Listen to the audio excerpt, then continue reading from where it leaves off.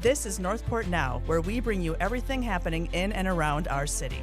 From hospitals to Northport's nature, we've got you covered. Here's what you need to know this week.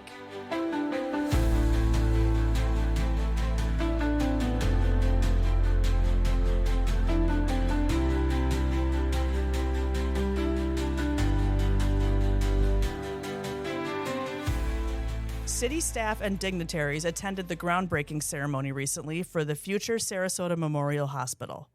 This is Northport's first full-service hospital, solidifying Northport as a healthcare hub. The $507 million project, located on North Sumter Boulevard near I-75, has the capacity to hold 208 beds, thanks to a recent $57 million expansion which was approved earlier this year. In addition to emergency care, the facility will house surgical and procedural areas, radiology, and administrative and support services. We look forward to having needed healthcare services so close to home. Due to extreme drought conditions and an increased wildfire threat, Northport Fire Rescue has enacted a citywide outdoor burn ban, effective immediately under City Ordinance 2628. Due to this, there are some guidelines to follow. No bonfires, campfires, or yard debris burning. Grills are allowed, but use extreme caution. Fire pits and cooking pits are not permitted. If you see illegal burning, report it to Fire Rescue at 941-240-8150 or call 911 in an emergency. Help keep our community safe. Have you seen the latest On the Job with Jerome video? In this episode, City Manager Jerome Fletcher heads to Station 82 to spend the day with firefighter-paramedic Martin LeMay. From learning how Martin got into cooking and became a firefighter to picking up some kitchen tips and tricks, Jerome gets a hands-on look at life at the firehouse. Together, they prep a hearty shepherd's pie with a twist, topped with creamy cauliflower mash, and have some fun along the way. You can find the video on our Facebook and YouTube pages, or the direct link will be in the show notes. Calling all nature lovers. Northport Parks and Rec, in partnership with the Environmental Conservancy of Northport, are hosting a nature walk on Saturday, November 22nd from 9 to 11 a.m. at Oaks Park, located at 5430 Mandrake Terrace. Learn about freshwater ecosystems, plan identification, and enjoy the scenery during this free guided hike. All ages are welcome and no registration is required. For details, visit northportfl.gov/outdoor recreation. Adopt and Shop season is here, and we're looking for adopters. Help support a Northport family in need this holiday season and sign up to adopt. HOAs, individuals, businesses, and organizations can sign up to adopt online through November 15th. Adoptee information, including names, ages, gift preferences, and more, is provided to the adopter. For more information and to sign up, visit northportfl.gov/social services and click Annual Events. Created by the Natural Resources Division, the city's first Environmental Scorecard and Scorecard report are now available. This new tool offers a data-driven perspective on Northport's environmental health, tracking 6 key parameters that will enable us to measure progress and inform future sustainability efforts more accurately. The scorecard complements our existing growth and development metrics by highlighting our performance in environmental stewardship and long-term resilience. Explore the scorecard and report to see how this new resource supports our commitment to a sustainable future for Northport. You can learn more and see the scorecard at northportfl.gov/scorecard. Have you ever heard of Geographic Information Systems, or GIS? You probably interact with something to do with GIS several times a day without even knowing it. The city is hosting a GIS day where residents can learn more about these systems. GIS Manager Jon Kalfsbeck is here to tell us more about it. Hey, John, thank you for joining us. Thank you. Glad to be here. Awesome. So let's keep it simple. Let's start with this. What is GIS? So GIS basically stands for Geographic Information Systems.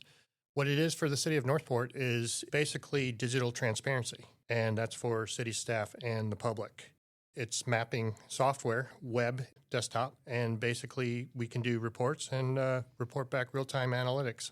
That's cool. So how do you use it in your job as GIS manager? I'm in charge of managing all of our infrastructure because, in order to do all this stuff that everyone loves to see, all the pretty maps and everything, Everything is servers and hardware and infrastructure and all that stuff. So I got to make sure that we have enough resources in order to supply everybody's needs.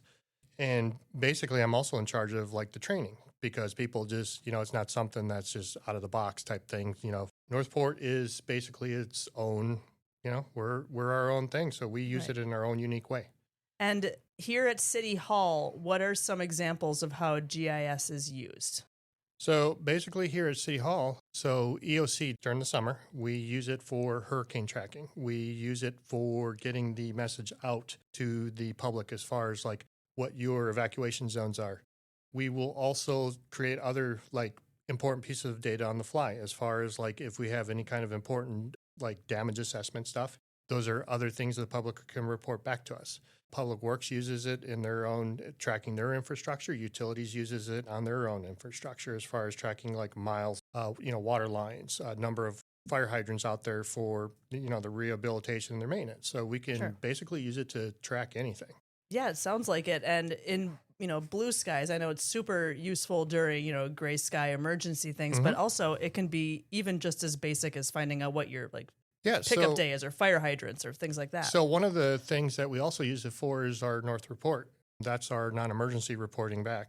And we actually, it's real-time reporting. So as it gets recorded, it gets dispersed out to the proper departments and they follow their rules and procedures as far as how they handle things. And it basically gets cleaned up and reported back to the individual. We use it for our road rehabilitation projects. We can tell you when your road's going to get paved. We use it for our right-of-way mowing. We can tell you, when and where it's been mowed. So it's reporting back out to the public. Yeah, that's awesome. That's a great plug. northportfl.gov/northreport. And also, I know that we added or updated recently the current development map. Yes, so that's a big one because we've got a lot of stuff coming in Northport. So that's actually handled by our GIS analyst for the planning department. He's actually responsible he updates a layer that basically it will show you as far as what's coming into town, and it will show you basically the plans are up there. So it's a great tool for knowing what's coming in and like when. Yeah, I know a lot of people would be super interested in that aspect Absolutely. of it. So leaving City Hall, it's not just here, but even our first responders use it in different ways, right? Oh, absolutely. So they actually used we call it SARCOP. It's our search and rescue application. They actually use it now for their training of new employees that come in. Wow, that's super cool. Yeah.